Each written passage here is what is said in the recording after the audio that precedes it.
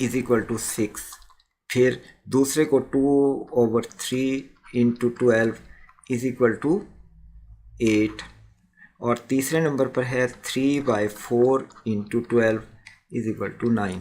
तो तीनों की रेशो आती है 6, 8, 9, जो कि ये दी गई है।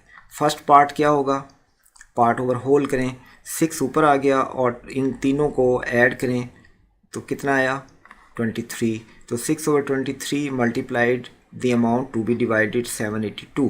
क्योंकि पार्ट या शेयर बताना हो तो share of A is equal to ratio of A over sum of ratios multiplied by total amount जो कि डिवाइड होनी है।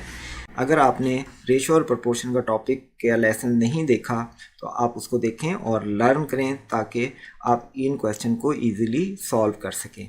ये वहीं से फार्मूला आ रहा है कि इस किस्म के क्वेश्चन को कैसे सॉल्व करते हैं।